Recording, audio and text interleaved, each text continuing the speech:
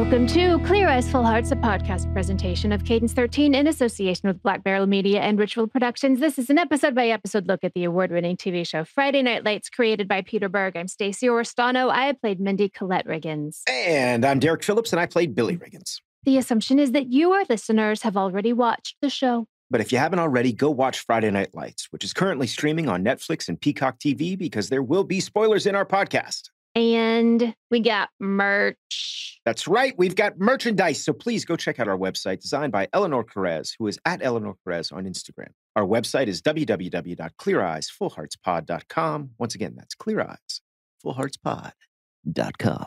We still want to answer your fan questions, so email us what you want to know at cleareyesfullheartspod@gmail.com today. Season 3, Episode 6, It Ain't Easy Being J.D. McCoy, written by Bridget Carpenter and directed by Patrick R. Norris. The synopsis from NBC says, new quarterback J.D. becomes a victim of freshman hazing, but begins to win the respect of the town and his team when he wins his first game. We have an awesome guest with us today, FNL stunt coordinator Justin Riemer. But before we chat with Justin, we're going to discuss this episode's highlights.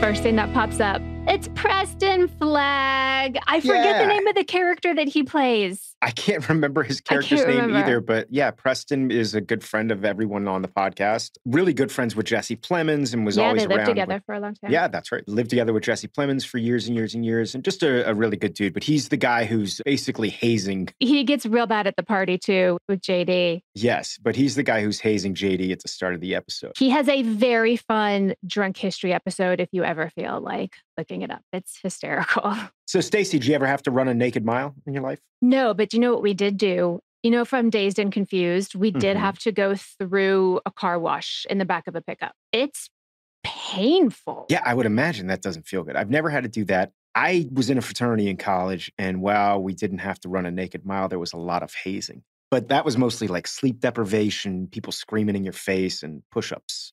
Lots and lots and lots of push-ups. Tell us the things you can't tell us. Stacey, Pi Kappa Alpha was a non-hazing fraternity. We used to have to say Pi Kappa Alpha is a non-hazing fraternity, sir. Great. I've tried for so long to figure out their secret handshake. It's been, 16 years now, and Derek won't give it up. I want to know the handshake. I'll give it to you now. Oh, I'm going to have, I won't give you the Pi Kappa Alpha handshake. Meanwhile, Stacey. Derek. So Erin, Street's baby mama, is moving back east to be closer to her family. I mean, watching this scene was tough to watch because it's going to put a lot of stress and a lot of pressure on Street to get this house flipped. And unfortunately, he's trying to flip this house with 3 of the biggest idiots in Dillon, Texas. The clown car of idiots, as Buddy calls you. It's very sweet. Jason with the baby. Scott Porter's just very good with babies too. You can sort of just tell when somebody's like that. I feel a little bad about this. I don't buy that Street and Erin love each other. I think they love the baby. She definitely isn't feeling those feelings because he literally says, I love you as she's driving off, and she doesn't even respond. It's a one-night stand. It's kind of weird. I don't know why Street is feeling that way, and maybe he wants it, I think. I think he's ready to settle down. And maybe he's convinced himself that he's in love with her. I don't know. You love that baby, though. That's a cute baby. Maybe the cutest. Oh, no. Our babies are pretty damn cute. Season 5. They're very cute. Yeah. Billy Riggins does ask, while you guys are working, why do we, meaning you and your brother, have to do the upstairs? As we said before, clown car of idiots, and Billy is the driver of this clown car. Billy's a dummy. It's up there in some of the worst that Billy's done. I think Billy's that stupid that he doesn't realize what he said until after the fact. At least that's how I played it. Why do we have to do the upstairs? I don't think he's being mean. I think I had forgotten about Crucifixtorious and I missed them. How could you forget about Crucifixtorious? Because there was a murder and things happening. There's some new members to the band here. That's Caleb Landry Jones on the sticks, on the drums. He's playing Jimmy. Caleb, for those of you who don't know, has had a pretty impressive career post Friday Night Lights. I mean, this was a tiny little part on FNL, but he went on to star in such films as X-Men First Class, 3 Billboards Outside Ebbing, Missouri, The Florida Project, and of course, Get Out, which plays the older brother who's a real jerk. He's from Garland, Texas, right by me. I did not know that. I think I heard Tyra right when she said applications for college cost $150 a piece. I think that's what she said to Cash. I meant to go back and check. I think she said applications are $150 a pop. Yeah. That is incredibly not true.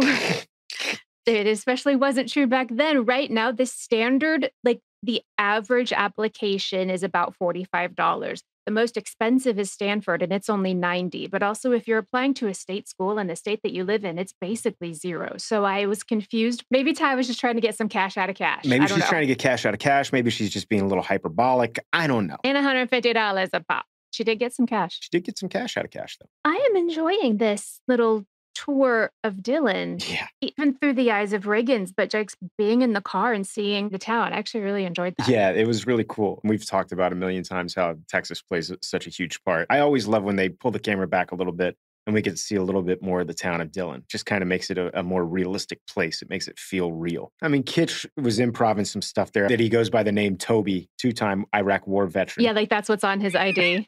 Which made me chuckle for multiple reasons, just because it's a funny line, but also I know Kitch is throwing a reference out there to Toby Hemingway, one of his good buddies. Man, I'll tell you, this whole scene, while it's funny, it also makes me feel for JD. And one thing that I think that Jeremy Sumpter does just a really wonderful job of is just kind of playing this wide-eyed kid who's just never seen anything. He has those doe eyes. He's never experienced. Yeah, he's got those doe eyes. He hasn't seen a bar. Not that those are things that he should be. You got to have some exposure. I'm not saying the kid needs to be going to keg parties, but there needs to be some exposure to life. Yeah, and just also how to be social with other kids, which he doesn't seem to know how to do either. Yeah. Doesn't have time for that. Also got a little underhanded slap from Riggins there as he says, that's where my soon-to-be sister-in-law works now and probably forever. When they're driving by the landing strip. Yes.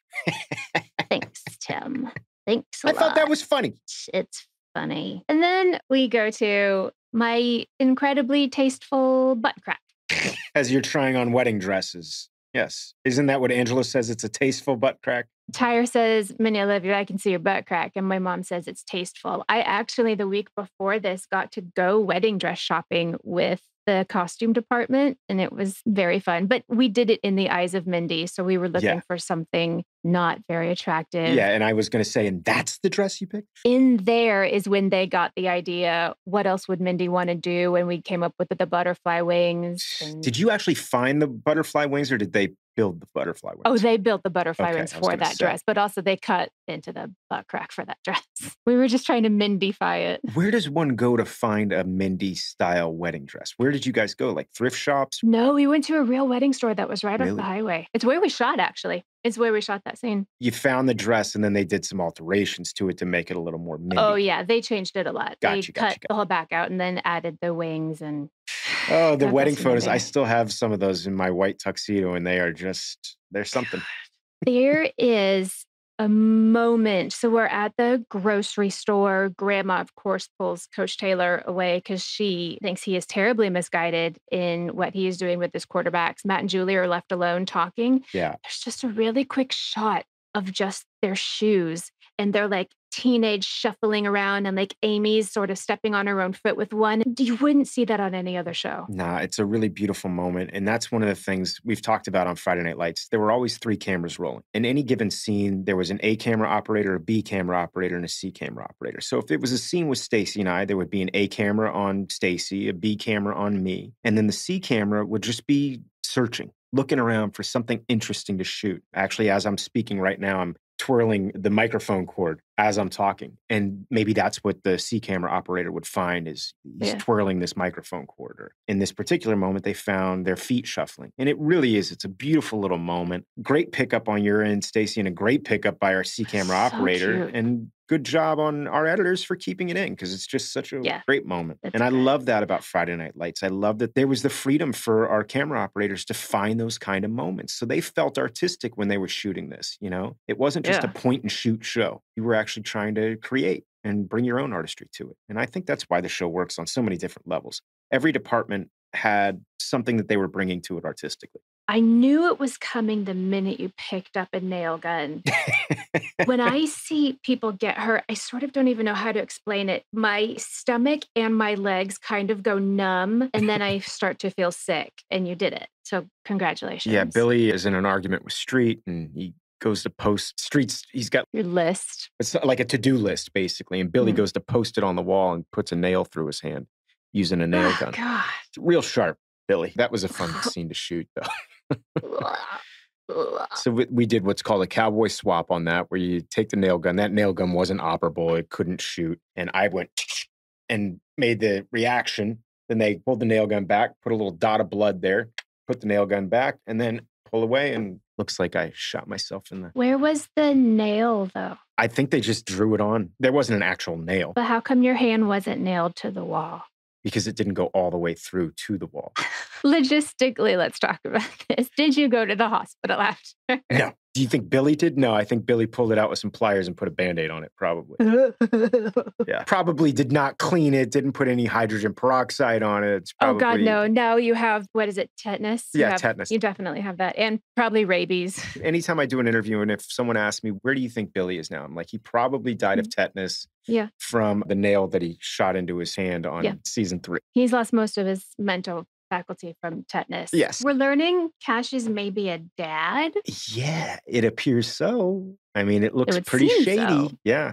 Seems like 2 kids. I heard 2 kids' names. Well, I think one of them was the mother. Oh, the mother and the kid. And the other one is the child. I think that's what was going on there. But yeah, I mean, this woman shows up at the Collette residence wanting to know where Cash is. She's holding a baby and claims that Cash owes her child support. It doesn't look good. No. It got my spidey senses up. And then we go back to Crucifixtorious and we meet Devin. Yeah. Stephanie Hunt is finally here with us. Yeah, I love Stephanie Hunt. One of the things that made me laugh in the scene, Landry hears her sing and she's got an amazing voice. And Landry just immediately goes, I think we're all set on vocals. I mean, pretty much. Because he obviously wants to be the lead singer of Crucifixtorious. And I'll tell you, man, Stephanie is so dang cute. I don't know what it is, but there's just something about her. She just steals the scene. She's got that great smile. I'll tell you, just in real life, some of my favorite nights in my early days in Los Angeles, we'd have 20-something people back over at my apartment, and we'd be sitting there watching Stephanie and Jesse jam together. Yeah, Stephanie would show up with her fiddle, and Jesse had his guitar, and it was just, we'd have like an impromptu jam session in my place. A hoot nanny. Yeah. I mean, the usual suspects would include you and me and Jesse and Guy Rast and Joey Oglesby, Stephanie Hunt, Caleb Landry Jones, who is the drummer from Crucifixtorious, Glenn Reed, who is Steve Walters. And it was just an eclectic assortment of FNL people. Preston Flagg would be there, who we talked about earlier. They all met on this show, all different ages and all different backgrounds. And it was just, it was really fun. And I miss those times. I remember there was one time one of my neighbors came by. He's a musician. He heard us playing, and I thought he was going to come by to complain. And he was like, hey, I've got my guitar. Do you mind if I... So he came over. I know that these things happen in other parts of the country, but to be around that many talented people, it's one of those things that I love about LA. Just this massive amount of artistry and so many talented people. And you get to have moments like that. Sometimes. Now I'm an old fart, and on a Friday night, I'm sitting there watching a movie and rubbing my dog's belly. I've decided after this scene, I need a Coach Taylor in my life. Somebody that when like things get hard and life gets you down and everything seems like it's not going to work out, he like magically just shows up and he gives you this inside a locker room pep talk just wherever you are. And he's right. Yeah. And like life seems a little bit more manageable. I would like a Coach Taylor. I'll be your Coach Taylor. God, no. What do you want to talk about, Stacey? Oh, God. That's terrifying. On to Cash's storyline here with the girl and the kid. Do you believe him, Stacey? I very honestly don't know what happens with this. Zach Rohrig is so good that I believe Zach, but I don't believe Cash. Does that make sense? Yes. It's one of those things, I think, as an actor, when you've got to play a scene where your character could potentially be lying, you have a decision to make at that point in time. As an actor, how good a liar is he? So we don't know. I mean, I think the only person who knows the answer to this in reality, even the writers probably don't know the answer, is Cash. And by that, I mean Zach Rohrig. So Zach made a decision as an actor that either he's A, telling the truth, and he really didn't knock this woman up, or B, I'm lying. I don't know, honestly, if he is or isn't, but I will say this. He's kind of a shady dude. We're going to find that out later. And I'm going to judge him by his friends. And his friends are Billy Riggins. And what was it? Cowboy candy? Yeah, he pops cowboy candy. Billy Riggins and cowboy candy. So we know he's got a little bit of a drug addiction. I also don't ever love the story of, oh, that's my ex, she's crazy. Yeah. Oh, is she? Oh, it's weird that all your exes are crazy and there's no common denominator there. That's weird. We'll see. Stacey, you know what? All my exes are crazy. Weird that there's a common denominator there being you. I'm kidding. I'm crazy. I'm the crazy one. Okay, Julie and Matt, they finally kissed. Yes. I've been waiting for these two to get back together. Dylan feels like a better place when Julie and Matt are together. It does, doesn't it? Yeah. There's a tiny bit of hope there, but I guts to tell you, Julie comes home wearing Matt's hoodie. There's a look that, I don't know if guys do this, but that girls give themselves in the mirror, and it's a look that they had right after they had sex for the first time, and they look at the mirror and say, do I look different?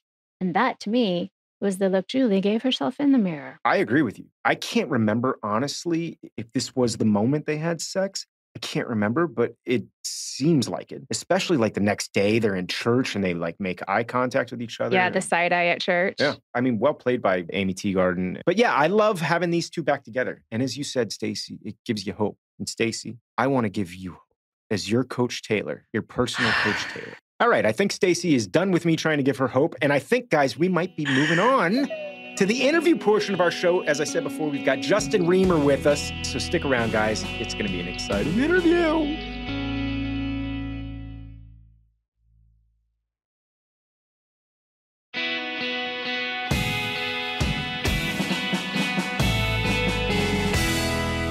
All right, everybody, we are pumped to have FNL stunt coordinator Justin Riemer on the show with us today. Riemer has worked as a stunt performer in some of your favorite TV shows and films, including The Replacements, Not Another Teen Movie, 24, Charmed, Angel, Van Helsing, Spider-Man 2, FNL the Movie, CSI New York, Jack and Bobby, Triple X, State of the Union, Serenity, The Fast and the Furious, Tokyo Drift, Star Trek, G.I. Joe, The Rise of Cobra, The Expendables, Parenthood, The Lincoln Lawyer, Fast Five, Captain America, The First Avenger, X-Men First Class, Prime Suspect, Gangster Squad, Iron Man 3, True Blood, The Mentalist, Banshee, Transformers Age of Extinction, American Horror Story, Chips, and Bird Box. Justin has also been the stunt coordinator on a variety of TV shows, including Aquarius, Do No Harm, The Leftovers, Ozark, Castle Rock, Dirty John, 13 Reasons Why, Watchmen, Stumptown, Servant, Mayor of Easttown, The Morning Show, and my new favorite TV show, Miss Marvel. Justin, welcome to the show.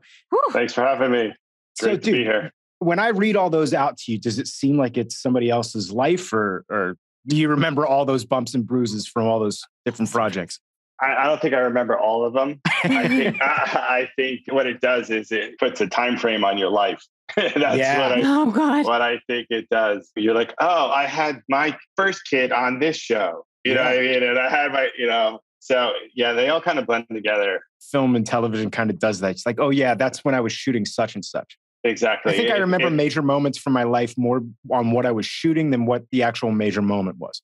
Oh, my nephew was born when I was doing this. That's well, absolutely. We talk about it. It's like, oh, during Friday Night Lights, I got married and had 2 kids. They're huge things. It puts a time frame, not so much on the movie, but you're like, oh yeah, I was doing this movie when this happened. You're like, oh, that was 2002. So let me ask you a question. I know you were an All-American football player at University of Massachusetts. Is this how you became a stuntman? Is this how you broke into doing stunt work or what? Yeah, this is. Actually, football is how I broke into the stunt world. I was a football player at the University of Massachusetts. Like a lot of kids after that, had a slight look at playing at the next level, and it didn't work out. So I'm from New Jersey, and I was training at a facility where it was like training high school athletes and college athletes and pro athletes. And one day a guy walks in and goes, hey, I just worked on a football movie. And we're like, oh, okay. I'm from New Jersey. So it's like, we don't care about your movie. He says they're doing this movie, The Replacements, in Baltimore, Maryland, and they're looking for people to do the plays on the field.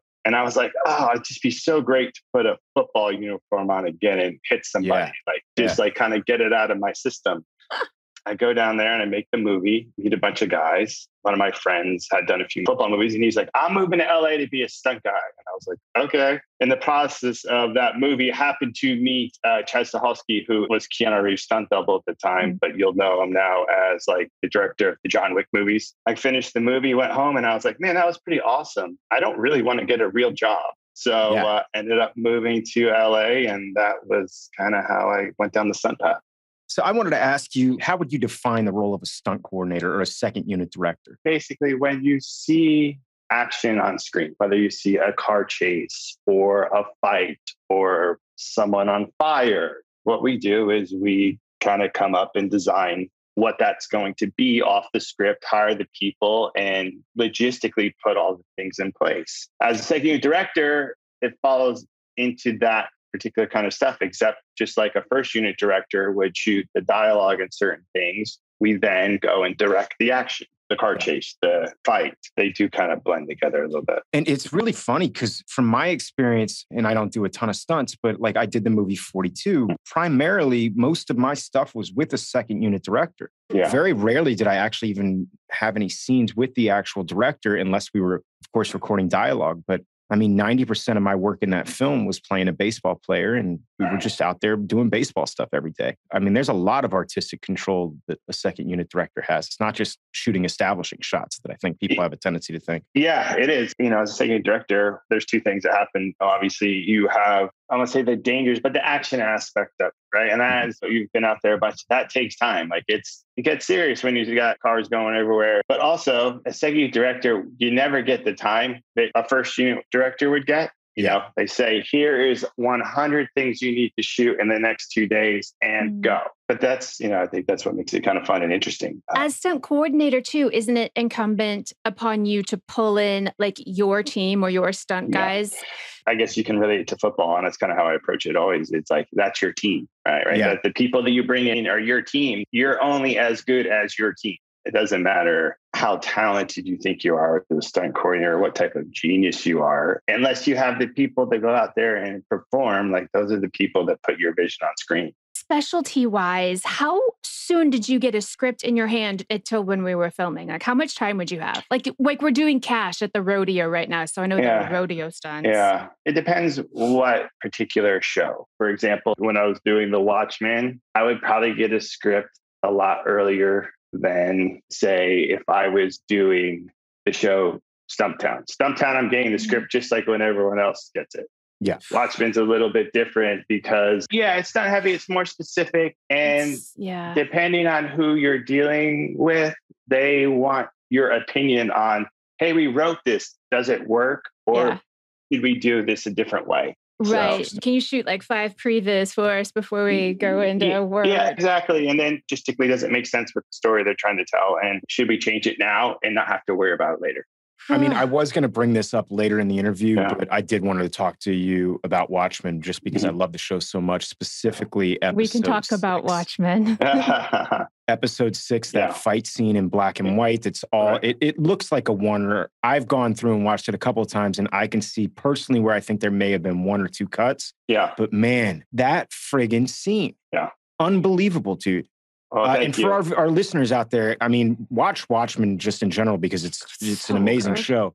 But if you don't have the time to go watch it, just look up this scene because what you guys did as a team and what you did as a coordinator is friggin' unbelievable, man. I appreciate it. That was something obviously you're proud of when we talk about getting scripts early. Like that particular episode, which was directed by Stephen Williams, which I just ended up doing another movie with him. And a lot of people know him. He directed Lost forever and he's been around for a while. And he came up with this idea, like, I want to shoot this whole show as long takes and oneers and all those things. And for our audience out there, a oneer is a shot where there are no cuts, basically, or at least we don't perceive there to be any cuts. So it all looks like it's shot on one camera. That particular fight, one, it comes down to the team of people you had, like we talked about. Like I had really great people. There's very rarely you can say, oh, I'm going to put 5 stunt guys in one fight. Yeah. And 2 of them are cast, but they're all stunt guys. Like that just changes what you can do because that's their specialty. That's what they do. Speaking of actors who can't maybe drive a car or something, True. I don't know anyone in particular that would be referring to. I just remember on Friday. Well, maybe you should tell this story because I know my version of the story. I was going to, this is one of the things I did hear on one of the earlier podcasts, and your version was pretty accurate. Yeah.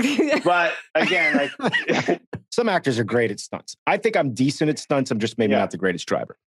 Well, the funny thing is this about that whole story. So you have a driving scene, you're reading the playbook or some notes, or you're going to an interview or something. Yeah, my character's going to an interview with Coach and he's nervous. So he's looking over his notes that he's going to say to Coach. And then, he kind of gets distracted on the drive in. And the rest is kind of history. Kyle Chandler was directing that episode. Yes. And we had this little crazy minivan that like they chopped the back off. It was like a camera car. And so I come to you and I go, hey, listen, you got this little driving scene. Now, at this point, I think in the show, I believe like you had a motorcycle, Taylor had a motorcycle. Yes, in real life. Right? Yes, both of us. In real life, you guys are riding motorcycles. So I'm like, well, if he can ride a motorcycle, he can definitely drive a car.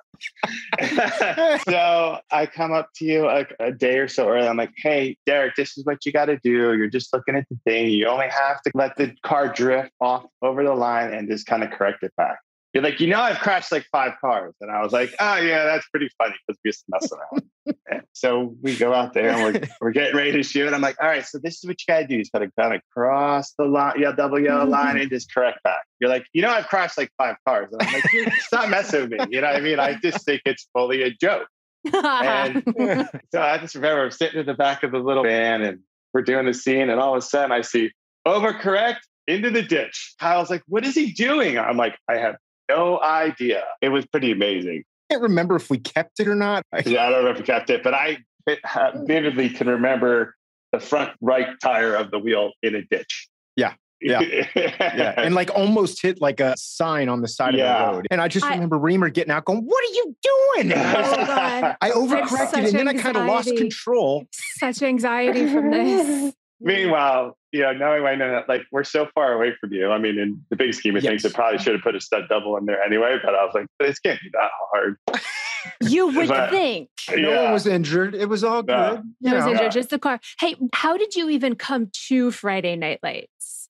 I came to Friday Night Lights from essentially doing the movie. And when it was time to do the pilot, there was another guy I worked with, Alan Graff, that was there. And I kind of came along as that because from doing the movie and what Pete wanted out of the show, he wanted to make the football not a priority, but he wanted to make it look right. So they were going to put some time into making it right. And so that's kind of how I came to Friday Night Lights. Yeah, a couple of people went from movie to TV show. And then did you know some or did you go out and search for like football players? Well, every time we do like one of those football movies, we do it kind of like you would do, I guess, let's say a lower level combine. Like we advertise in the newspaper and on the radio. And it's amazing. You get like 1,000 people that come through and we do an interview process and then we cut it down to be like, okay, well, you definitely aren't what we need. And then we'll go the next couple of days and do like standard stuff, like run 40s and do bag drills and all those things and kind of weed it down to the 30 or 40 people we need. But on that show, we did have, because we based the movie out of Austin and we had a bunch of guys, so a big handful of those people were with me on the movie. Which by the time we were done, they were probably like 30,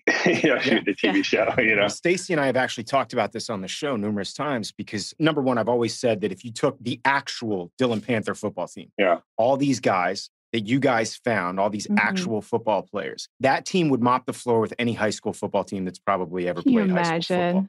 Oh, absolutely. I mean, there were so many Division I scholarship people. Like obviously we were in Austin, so the University of Texas was there. I can't tell you how many ex-Texas UT players we had. We had people that played at Tennessee. We had people that played at Hawaii, like Texas Tech. And like, I think at one point, not that it lasted long, we had some guy that was like up for the Heisman at one point. Gosh. So like everyone on that field was an ex-Division I college football player.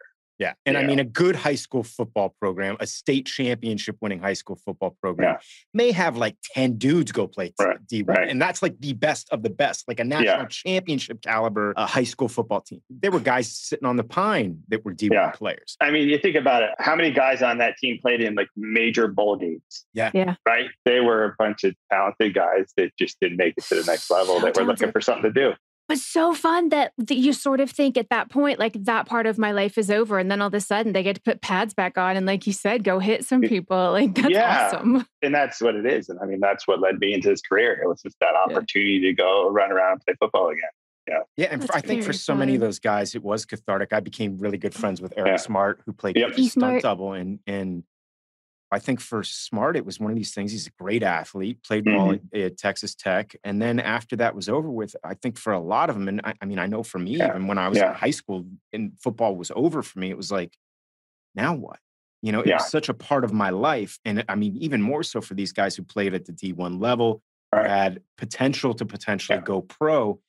I think this was a nice little soft landing for them to figure out what the next path in life was going to be. Yeah. Absolutely. It was a nice transition for them, right? It was a nice transition to be like, I kind of have a job. It's fun, but it's not taking up my whole entire life. And now I can start to figure out what I want to do after I'm done.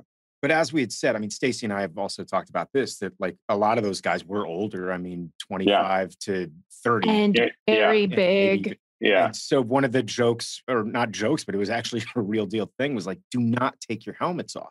Yeah, that was always it. The funny thing is, like, I had probably 20 guys that like were with me from the movie all the way through the TV series. So like, we're talking like 8 years of basically doing that. But it was always funny because at that point, it was like, we had our little collection of like B team players, they used to call them, the kids on the sideline. So like whenever we do a huddle scene, we'd just be like, take those guys out and put the young looking kids in. Meanwhile, baby faces in. Yeah. Meanwhile, we're taking out the 28-year-olds and putting in the 19-year-olds. Yeah. So let me ask you, what was the craziest stunt you personally ever had to perform as a stunt performer? I think I was talking about this with some people last night. Actually, I don't know if it's the world's longest stair fall, but it may be. I did 100 stair fall. Shut up. Yeah. What was this for? It was for Scary Movie 2. I was pretty young, and it never made the movie because it was too violent. I never got to see it on screen. I had like behind the scenes video of it. Keenan Ivory Wayans directed it, but I think from what I've heard, like over the years, like he like literally plays it at his house during parties just because it's so ridiculous. I've done, and by done I mean I've had a stunt double do a 15. Yeah, that's 100. I don't even know how you keep going after 100. Yeah, you have to go as fast as you can go. Right? It was like, it's one of those things where you show up and there's two people there to double the same person. Yeah. And you're like, oh, this isn't good because they don't expect one of us to make it. I remember on the pilot of Friday Night Lights, at one point they were doing the scene where Riggins is doing Bull in the Ring and he's just getting laid out. And at one point, I can't remember who the first AD on the pilot was, but the first AD goes, Pete, you may need to take it easy on him. We only have 2 more left. He goes, on the movie, we had 3. Yeah, exactly. We only have 2 doubles. And they were like, oh, we can kill the first 2, Right, exactly. Make sure the third guy's still around.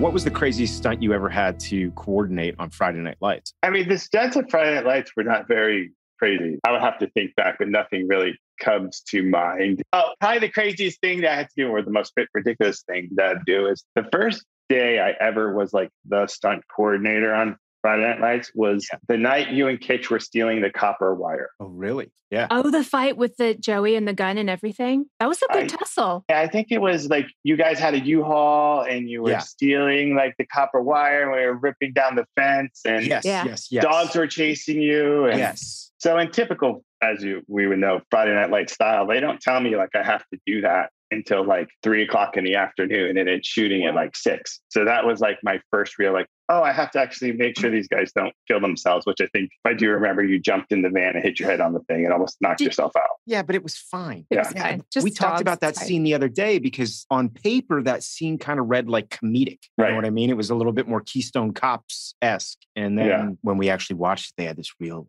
like, dark, heavy music underneath it. Yeah, exactly. Riemer must think I'm the most uncoordinated person on the planet. Then. He does. He does. We've had conversations. Don't put Derek in any more stunts. Exactly. Double all the way. Yeah, right. What is the craziest stunt you've ever had to coordinate on a show? We did this scene and it's super quick. Actually, Brad Leland was in the scene.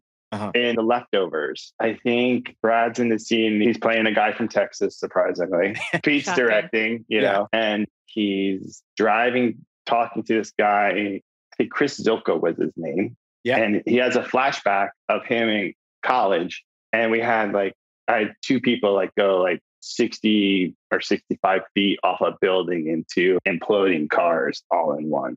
Wow. That was pretty good. But then, we always do the standard car crashes and people on fire and things like that. So. Standard, just like lighting people on fire and crashing cars, like Tuesday. It's fine. Just finish off. It's fine. There's something really fun, though, about watching some of the stuff that you've coordinated over the years, Mayor of Easttown recently. What I've noticed, and this is just me observing you as an artist, is that you've added like an element of surprise in things. There's moments we don't see coming as an audience. And I think that that's a testament to your abilities as stunt coordinator. Some of it's scripted, obviously, but a lot of it is the way that it's shot. A lot of it is the way that it's wow, it's a surprise. Yeah. Something happens and you are completely and totally caught off guard by that moment. Yeah. There's no lead up to it. There's no music that's anticipating that moment. It's shocking. And there've been a couple of those moments in some of the things that I've watched that you've coordinated. Do you have a method or a way of, I don't even know what my question is necessarily. I know what you're saying. I think, and I'll take this all the way back and kind of tie it into Friday Night Lights because it's the truth. Like, authenticity of what we did there was important, right? Everything we did needed to feel natural from the point of not hitting a mark or doing whatever we did. And I think just learning how to make things natural. Like, I'm a big fan of not ever someone being like, oh, that's a stunt. Yes. Right. That is something to me. Like, I'd rather tell like the appropriate story than do a stunt that is like, oh, I'm going to put this on my reel. It's all about developing the story and moving the story along. Sometimes you just do less, right? Sometimes they write a big thing and you do less because it makes sense. That was the thing that I loved about the scene in Watchmen, because it was so guttural and visceral and real. Mm-hmm. And I wrestled in high school. And so you see these moments where these guys are fighting each other and it's an organic fight scene. I can imagine that you guys probably got in there and said, okay, if one person did this, how would you react to it? As opposed to a lot of fight scenes where it's like two guys standing 5 feet away from each other, just choreographed. Yeah. This was what happens if you get in close and one guy's grappling with another person. And then the person there's nobody standing on the outside of the fight waiting to join it. It's 4 or 5 people coming into the fight at all times. Yeah. And how a person would react to it who knew how to fight. In the beginning of that episode, there is a Hooded Justice guy and there's a fight in there that's very cartoonish. So it was very important to go like 180 opposite of that. Still keep the brutality to it, but like make it raw, make it visceral. Again, because that's what they wanted that character to be, right? And I think it's like, don't lose sight of what the story and the character is, and then make what you're doing work for that. I think that's what works so well with Friday Night Lights. As I said, having played football in high school, there's been a lot of football movies that have come and gone over the years. There were very few, if any, that I saw that I was like, oh, that reminds me of what actually playing football felt like. Mm-hmm. Friday Night Lights was one of the first ones. It was naturalistic. It was real. It didn't have these real fancy shots where they would turn off all the lights in the stadium. It would be just this isolated guys talking to each other on the field in the middle of a play. Like, that never felt real to me. So watching Friday Night Lights for the first time, I was like, that's what it felt like. I remember that. And I know that there's that cliche, and every football movie has had it. And I'm sure you had directors on Friday Night Lights wanting to get the flip into the end zone. Yeah. It happens. I mean, there's always going to be the windmill shot, a guy catching a ball on a run and getting hit in the legs and doing the windmill. It happens occasionally in football, but you would think it happens on every play in every movie that you've ever seen. And that was one of the things about Friday Night Lights that I thought you guys did such a wonderful job on, is it felt real. Well, yeah, because you don't even think about it when you're watching it. No. Like, if you're not thinking about it, then I have kind of a macabre question for you. Yeah, sure. I was a dancer, and I know like essentially the life of a dancer, especially a ballerina, is like 25 years and then you can't really dance anymore. Yeah. And I'm friends with a bunch of stunt guys in LA, and I know most of them will move on to like doing choreography or coordinating. What would you give the like lifespan of somebody actually doing the stunts? Let's just say by the time you're in your mid 40s, unless you're a specialty guy where you can drive the wheels off a car or you're a rigger or something like that. At a certain point, all those jobs that you got as like SWAT guy number 3, like they don't want like 48-year-old SWAT guy number 3. I'd say by the time you're in your mid 40s, you're probably not doing the big stunts that you used to do. Yeah, hard hits. The stuff on your knees, man. It's the knees. Yeah. So it's kind of like, I guess, a professional athlete to a certain degree. Definitely a limited time where you can be that guy, unless you're the Tom Brady. Those are the guys that can drive cars and do all those type of things.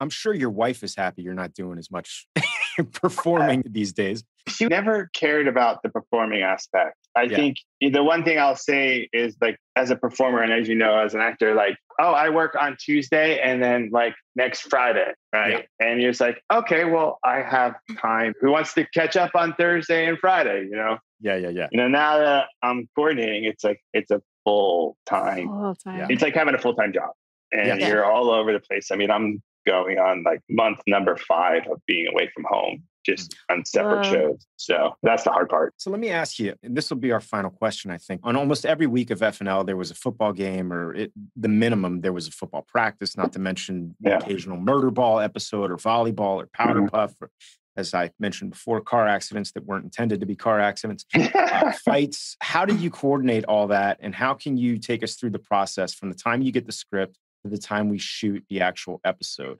And what is a night of filming? Because I know we shot most of our football scenes, especially the games, at night. Yeah. What happened in season 1, they were very, we have to run this play and we have to do this. And once we kind of got through to the point, so I changed the ending of the season 1 football game with Jeffrey Reiner and neglected to tell anyone that we changed it, which was until Jason Kingdom showed up and realized that the reactions weren't matching what we were actually doing. Like a win or a loss change? Or I got the script and it said, like, as you know, full drama, there's 3 seconds left and they get down and Smash is knocked out of bounds at the 1-yard line. But, oh, wait, there's a flag. We're going to bring it back and we're going to do this. And I was like, I don't get this. Like, you know, it just is not jiving for me. Jeffrey Reiner is directing. So I'm like, Jeffrey, I don't get this. He's like, yeah, well, I don't get it. Let's do this. I'm like, let's do this. He's like, okay. Well, he neglects to tell Jason. We're shooting it out at the Cowboys Stadium, the old one, where, as we know, and I'm sure you described, we shot all the actor stuff first. And everyone's down there because it's the first season. I think Pete Berg's down there, Jason's down there. And at a certain point, Jason realizes, hey, this isn't matching what we wrote. And so I'm just not paying attention. I think Jeffrey's told him this is what we're going to do. And I always remember Jeffrey and Jason Kams are standing on the star at Dallas Cowboys Stadium. And Jeffrey turns to me and goes, Justin, get over here. I come going over. I'm like, I'm fully fired. Like, this is my one opportunity and I'm fully fired. Yeah. And Jeffrey turns to me and goes, tell him why you changed the end of the game, and walks away. And I'm like, oh no. And so I made my pitch to Jason, and obviously Jason, being one of the nicest guys in the world, was like, okay, yeah, that sounds great. So after that, it was like kind of like we were going to win by 6 or we were going to win by 3. And it was like, okay, just make sure whatever play that you want to run, it tells the story. Yeah. Smash does this or Riggins does that. It became kind of a machine in terms of what we did. We figured out how to, like, okay, like we could do 8 plays in a night, and that would tell the whole story that we needed to tell versus trying to shoot 15. So I would just go through the script and, you know, kind of come up with plays that made sense for the story we were trying to tell. Yes. Smash gains 12, but he gains 12 on a great run, something like that. And then we would go ahead. It was a great block from Riggins or something. It was a great, or a great block from Riggins. And I would draw them all out on my computer and we would hand them out to whoever was involved, the directors. I think we'd get Kyle upset and go from there. And then we would rehearse the day before. And then on the night of shooting, again, I've had those guys for so long, a lot of those guys for so long, it was so shorthand. It was like, that didn't work. You block him, you go here, you do that, and it would be done. And we brought in NFL Films camera guys. When they know where the play is going, they're probably not going to miss it because they have all those beautiful shots when they don't know where the play is going. Yeah. So it just became such a machine. We would get going and we'd shoot all you guys out. Essentially, most of the time, we'd flip the cameras around to point the other direction towards the other sideline. We'd take half the people in the stands, put them in whatever color we were playing, and we figured out how to do it. You know, it was like if there was a 2-minute thing going on, we'd run a 2-minute drill. We'd put 2 minutes on the clock and we would run whatever plays we designed in those 2 minutes. I remember like the first season, a lot of times you guys would wrap probably around 5:30, 6 o'clock in the morning, right as the sun was coming up. So we would start shooting right as the sun was setting and we would wrap around 6 a.m. I wouldn't. Stacey and I would be long gone. We'd be at a bar at that point while you guys were working hard on a Friday night. But then I remember, you know, I'd talk to Eric Smart and I'd be like, what time do you guys get done on Friday? He's like, we've done it like 2:30. And I'm like, you're kidding me. There was a certain style that Pete had set up. Like and when you talked about it being real, like how do you watch football on TV, right? You don't watch football from on the field. Yeah, right. You watch it from a player perspective. Right. You watch it from like you would normally see on a TV show. Obviously, being young, I was the only person who knew how to shoot football.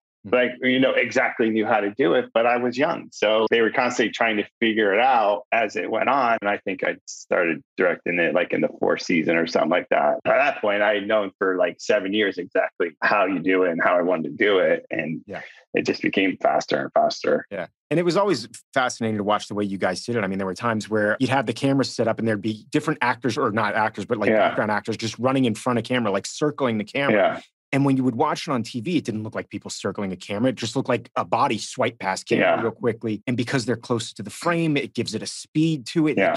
And as I said, as a person who played football, I was like, that felt real. That felt real. That's what it looks like. It feels like it's chaos when you're on the field. Yeah, chaotic is what I was going to say. From the minute the ball is snapped, you've got your assignment, but then it's chaos. Right. You got guys, I played corner. You got a guy coming out, on a pulling block, and he's looking to run you over, and you've got things going on in your periphery and all this different stuff. It's just a testament to the work that you guys did on the show, both as stunt performers and as a coordinator, because it felt real. Yeah, and making it look the way it does. It's part of what I've loved about this podcast is like watching the show for the first time, but also these things that I never in a million years would have thought about, how much work you specifically had to put into every script. Like before I even had a script in my hand, there's people doing so many good things. You guys made it look like that. That was all you. Well, I appreciate it. And, obviously testament to the guys that came out and had to bang heads every night. Yeah. But I think when you look at it, that the most proud thing, or the thing that you can be like, oh yeah, we did this right, was like, we discovered a way to most efficiently shoot the best product in the football games in like the shortest time you could ever do it. Yeah.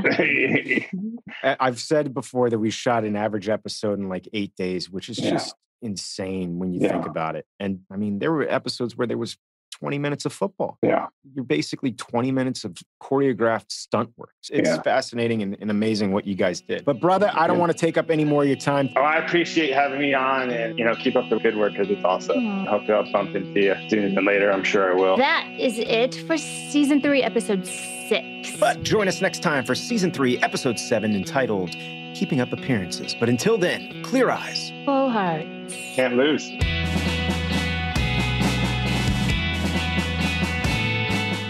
Clear Eyes, Full Hearts is a podcast presentation of Cadence 13 in association with Black Barrel Media and Ritual Productions. Executive producers are Stacey Oristano and Derek Phillips, Chris and Mandy Wimmer for Black Barrel Media, and Steve Walters for Ritual Productions. Our producer is Miranda Parham. Send your questions to cleareyesfullheartspod@gmail.com. Find us on social media. I'm Stacey Oristano on Twitter and Instagram. And I'm at Derek Phillips on Twitter and _ Derek Phillips on Instagram. And check out our websites, cleareyesfullheartspod.com, cadence13.com, and blackbarrelmedia.com. Thank you guys for listening, and we'll see you next week.